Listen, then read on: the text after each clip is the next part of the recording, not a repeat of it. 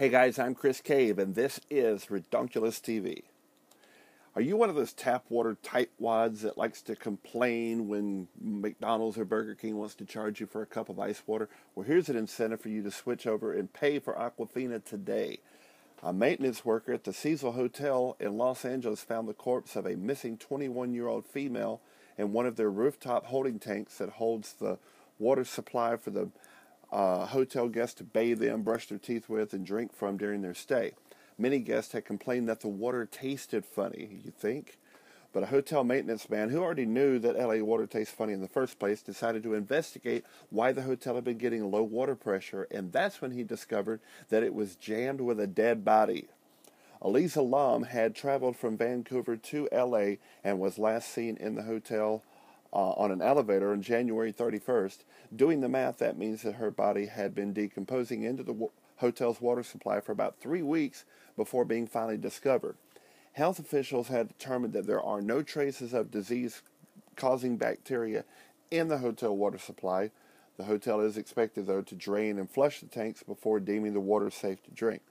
Now, in all respect for the deceased and her family, I do want to say that this is indeed a tragic situation. I won't make too many jokes about the incident, but it does lead to this question. Should hotel guests sue the Cecil Hotel? Obviously, this is not something that the hotel expected to happen. In fact, they cannot even explain how Mrs. Lam got on the roof in the first place. But the reason I ask is because of the incident that occurred on the Carnival cruise ship Triumph.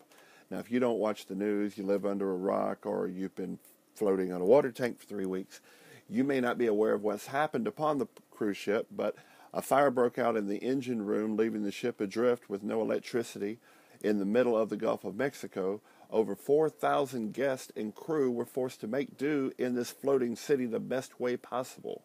Some of those ways included urinating in their showers and disposing of their bowel waste, or in Alabama they're called turds, in plastic biohazard bags and leaving them in the hallways.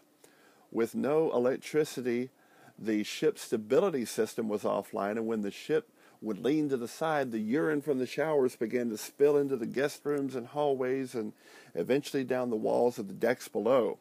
All of this, plus being forced to eat cucumber and onion sandwiches, dear God, what chef thought this was a good idea? Guests have now filed a class action lawsuit against Carnival Cruise Lines, despite the fact that Carnival has offered to reimburse their entire costs from this ill-fated voyage, issue a credit for another cruise in the future, plus $500 in spending cash.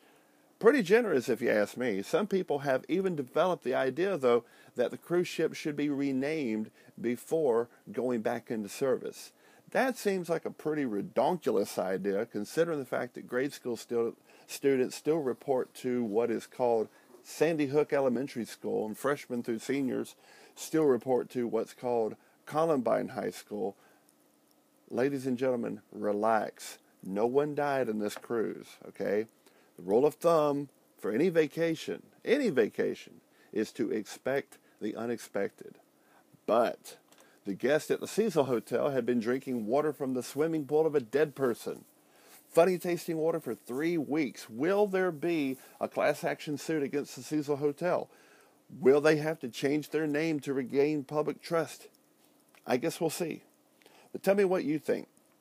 Leave your comments below. I'd love to know what you have to say about it. If you haven't already, be sure to subscribe to this channel. If you haven't already, if you like this story, hit that thumbs up, guys. That really helps out a lot. Lets us know, if you like what's going on and everything.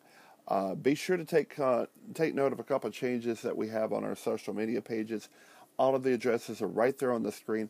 We've streamlined our name to Ridonkulous TV. Specifically, the good bonus is you can go right to the internet and type in www.ridonkulous.tv. It's right there on the screen. Make sure that you spell it correctly. That takes you directly to our site.